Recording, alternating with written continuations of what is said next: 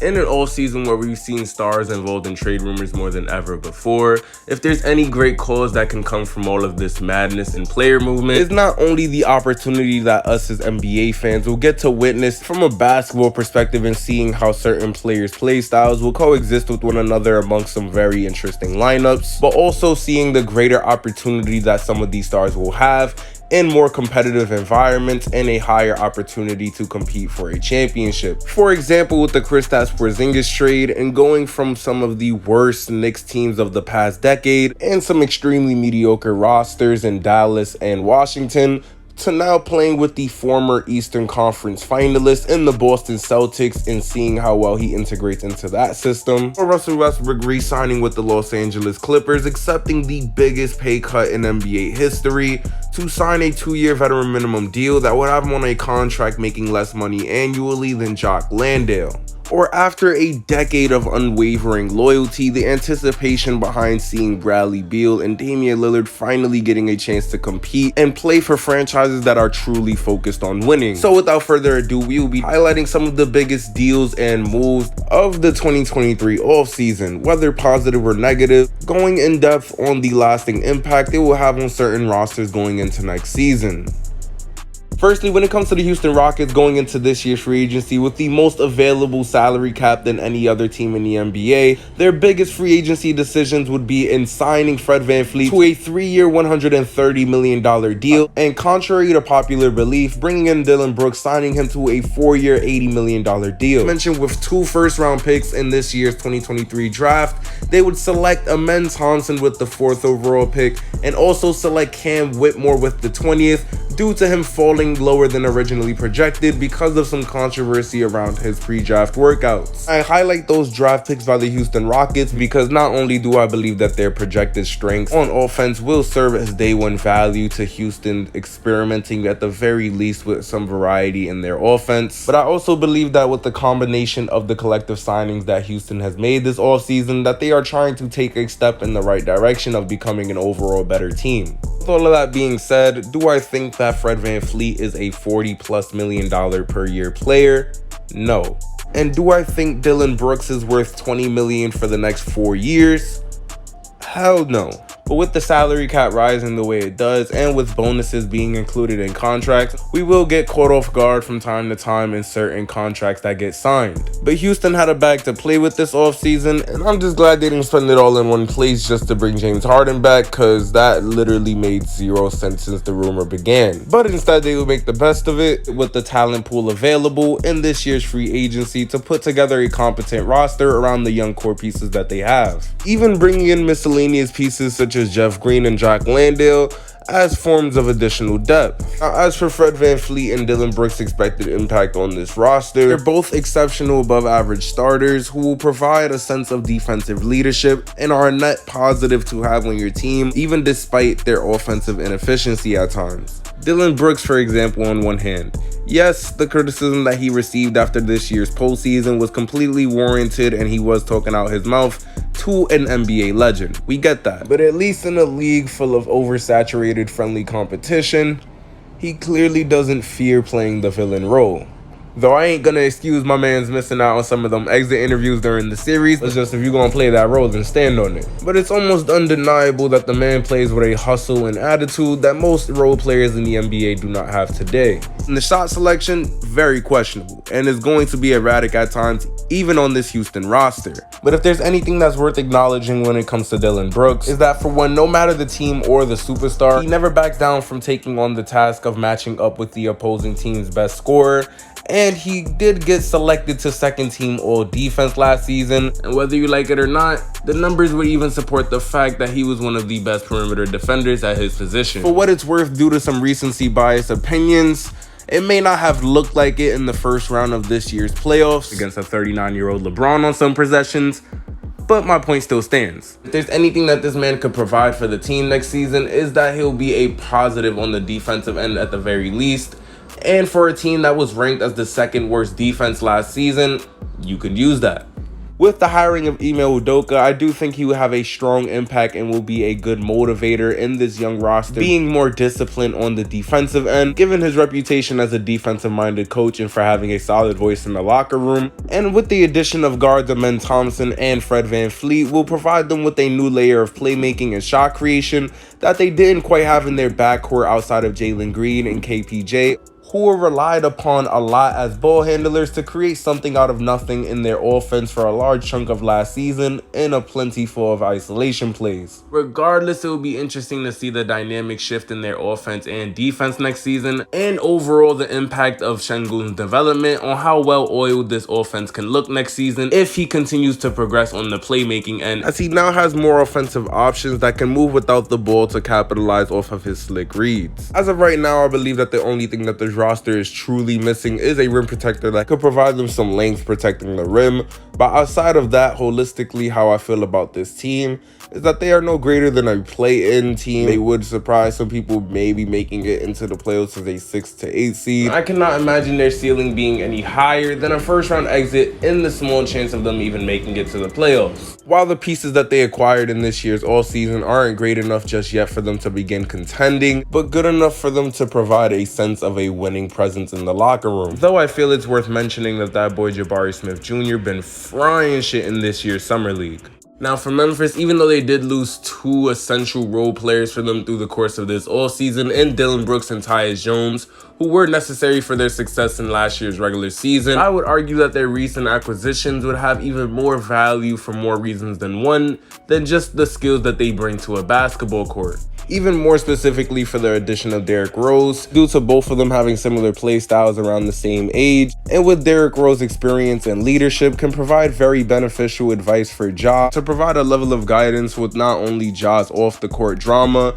but even the ability that he brings, which is his strong suit in his game for his athleticism. Being that Derrick Rose is a veteran that has experienced the highs and lows of that department throughout his career, and he can pass on those same athleticism secrets onto Ja Morant so he could be productive in the later years of his career, giving him cautionary tips to prevent injury concerns for the future. For example, advice on when to take off, advice on how to land carefully off of a ferocious dunk, or just game on craftier finishes around the basket, so there isn't a constant need for you to put your body at risk 80% of the time whenever you want to dunk on the opposing team's big man. And while I could still see Derrick Rose providing serviceable minutes in Ja's absence due to his suspension, I still believe that his presence will be more of value for what he can contribute in the locker room than what he can contribute on the floor at this point in his career. And while this loss might hurt certain Boston Celtics fans, I really love this pickup for the Memphis organization. He will give them a voice in the locker room as the vocal leader on this team as he was for the Celtics, and I literally can't wait to see his defensive chemistry on this roster next season, being that the Memphis Grizzlies now have two of the past Defensive Player of the Years, and a unique position for this franchise as they now have a roster that consists of potentially the greatest perimeter defender in the NBA, coinciding with arguably the best rim protector in the NBA. This team's defense was already elevated to a new level once they inserted Jaren Jackson into their lineup. Not to say that it wasn't a collective team effort on that end of the floor, but I do believe that Marcus Smart will be pulling up with that new generation Tony Allen energy, and will serve as an exceptional replacement in Ja's 25-game suspension as the primary ball handler and playmaker of this team. And as for Boston's POV on this year's offseason, though they would lose key pieces such as Marcus Smart, Grant Williams, and most likely causing awkward tension with Malcolm Brogdon behind the scenes, as he was initially involved in the trade proposal that would bring Porzingis to Boston, which originally fell through due to his health status. Nonetheless, Brad Stevens and the Celtics would use this year's offseason as an opportunity to add some more length to their rotations, with one of their more recent free agency signings in Delonte Banton, a 24-year-old 6'7" point guard who definitely currently lacks a consistent jump shot, but who I feel will have a very underrated impact on Boston's lineups next season for his decisive playmaking in the half court, and more obviously his height leading to more of an edge on the defensive end and adding to more of a versatility already in Boston's defensive schemes. And while speaking of the defensive versatility of Boston, while they've always been known for the most part to have great defensive teams and a long line of depth at the wing positions and switchable defenders, if there was anything that this team always felt like they were missing in most recent years, was having a lengthy big man to swat shots at the rim or at least help them out on the glass. And although the man is a walking health concern and is definitely no Ben Wallace on the glass, he damn for sure would be a suitable deterrent against opposing teams in terms of protecting the rim. And though Rob Williams' athleticism and help side defense was cool and all, I can assure you that with Porzingis' length and mobility, that he will provide a new element to their rim protection that Boston has never quite seen before. And while Porzingis can score in both ways effectively, I definitely believe with the pieces around him on Boston, with an offense that revolves a lot around threes, would allow him to play his own preferable play style on the perimeter, then being forced to have to bang down low, and hopefully reducing the frequency of injury concern by having less possessions of absorbing contact. And I still think that even with the addition of Porzingis in their front court, that they have just as good of a chance of making the finals as they previously did in their past 2 to 3 years. And the most intriguing part of his implementation to this team is going to be how well he plays in the playoffs and how healthy can he remain. For the Los Angeles Lakers, who I firmly believe won this year's free agency without the desperation of listening to rumors to bring in a new star, instead they would bring back and re-sign key pieces that impacted their playoff run, such as Austin Reeves, Rui Hachimura, D'Angelo Russell, signing them to some very reasonable contracts as well, along with bringing in some fresh faces in Gabe Vincent, Cameron Reddish, Jackson Hayes, and Taurean Prince, and recently connected to rumors of bringing in Christian Wood on a veteran minimum deal. Not only did the Lakers take it upon themselves to continue to add some more youth to their roster, but overall I love how their re-signings capitalizes on the chemistry of their core group that helped them make the conference finals in this previous season, meanwhile ridding themselves of the pieces they acquired in last year's trade deadline that really didn't aid them in the second half of the season in their lineups. Potentially picking up where they left off with the main questioning factor of whether the duo of LeBron and AD will be healthy enough to lead the charge. I also could see the vision of how additions like Cameron Reddish will provide a tremendous aid on the defensive end for guarding opposing wing players in an already established defensive front court of Jared Vanderbilt and Anthony Davis. And with them practically stealing Gabe Vincent from Miami and replacing Dennis Schroeder's spot on this team, he would not only provide them with yet another reliable ball handler in their guard system, but also a player that can play off the ball and continue to space the floor out for them. And before closing out the video, the two teams that I would classify as losers of this year's offseason is the Phoenix Suns and the Golden State Warriors, as I feel both franchises had young players with star potential that other teams would have taken the risk of investing in, and were in a better situation than most teams in the league to at least move one of those players in hopes of improving their roster of the weaknesses that they were going into the offseason with, instead of using those players as leverage to fix the weaknesses of their rosters and depth. They wouldn't get the greatest return for those players, or none at all. For example, with the Golden State Warriors, most Golden State fans aren't mad at the fact that the organization had to trade Jordan Poole, and more so understand the reasoning behind why he had to get moved. In fact, it was very necessary for them to get Draymond Green to come back on the extension that he signed to. But when you say that you lose Poole to the extent of just giving up 2 young prospects and 2 picks to go with that, to get back a guard who is over 15 years older than him, whether it's a 1-year rental or not, the fact that this roster still has no one over the height of 6'9" shows that there is a hole that has yet to been addressed. And don't get me wrong, there is no other NBA team that can run small ball lineups as efficiently as the Golden State Warriors, but this is pushing it a bit too far. And the nucleus of your team's championship window isn't getting any bigger, so every offseason matters even more in terms of improving the roster, since the organization has decided to go in the direction of capitalizing on the success of this trio, who are all each approaching their mid-30s. Chris Paul is still a hell of a player, who I think is still productive enough to be a starting caliber point guard on a contending team. But let's be real, his fit and playstyle with Golden State is completely not ideal, with the major adjustment being in the change of tempo potentially to Golden State's offense due to now having a Chris Paul who preferably plays at a slower pace to methodically control the offense within a half-court setting. Not saying Chris Paul's playmaking wouldn't aid Golden State's transition opportunities, and while he would be a very extraordinary connector in this team's offense within the half-court, I don't envision him completely becoming this great off-ball offensive player without the ball in his hands. In contrast to Golden State's motion-heavy offense that not only ranked number 1 in pace last season, but also relies heavily on off-ball movement and fast break opportunities. And call me crazy, but I do not think the playstyle of Chris Paul at the age of 39 will be a seamless fit on this team. And to be real with y'all, I already jumped to conclusions on the tenure of this relationship once I had seen him have his Melo-like reaction to the possibility of him coming off of the bench. Coming off the bench, playing with the second unit that's a lot younger than the Warriors of the past have been with JK and Moses. Just what do you think of their depth, their bench players that you might be playing alongside? You coaching? No. Oh, okay. Well, I don't know what the situation is going to be yet. You know what I mean? So I think that'll be for us to figure out once we get going. You've never come off the bench in your entire career. Is that something that you'd be willing to do?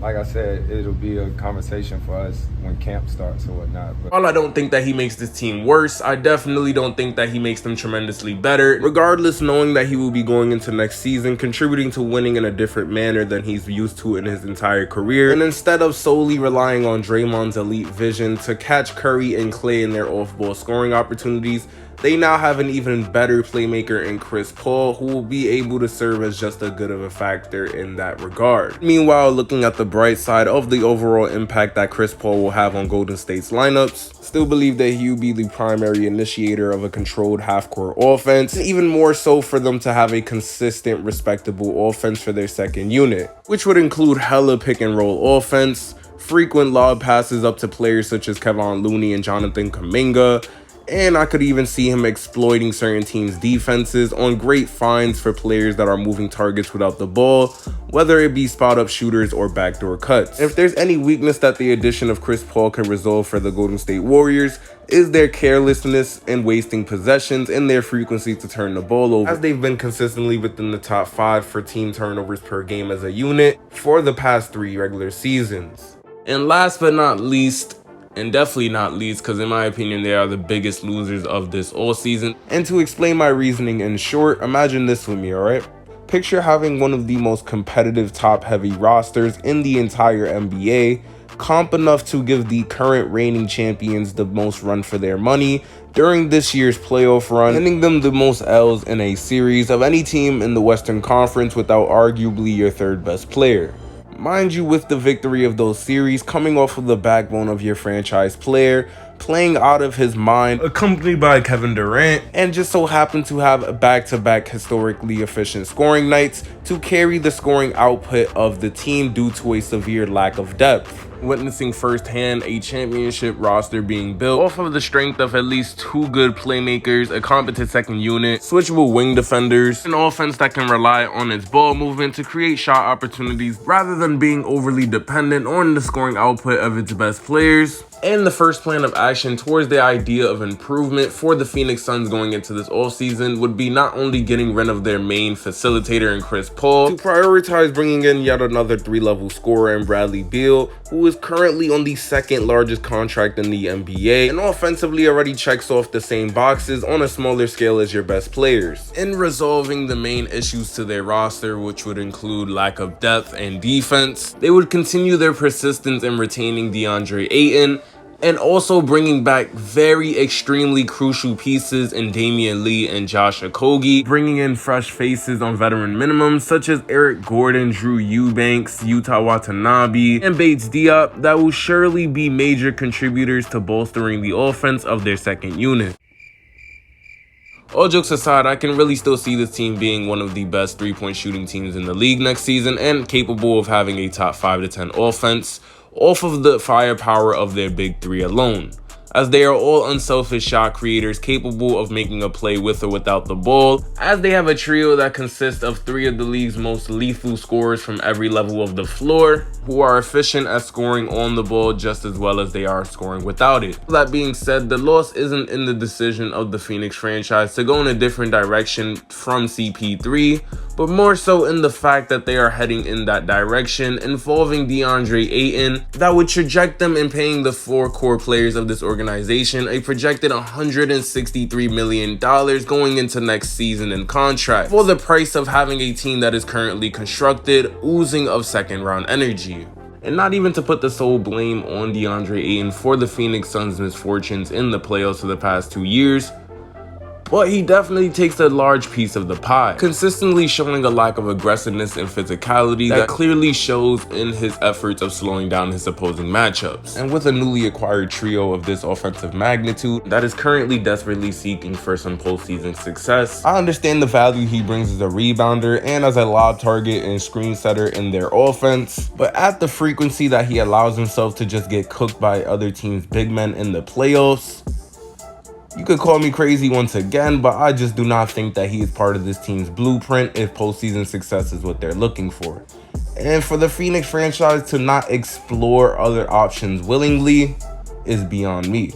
Here's a list of underrated offseason moves around the league that I didn't get a chance to touch on in this video. But with that being said, if you guys enjoyed the video, leave a like down below. Subscribe to the channel if you're new. You know it's Yooooooo Hoops and we get litty in this section.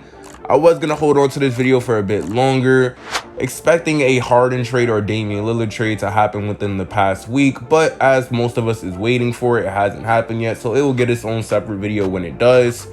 Till next time, y'all be easy, and I'll holla at y'all.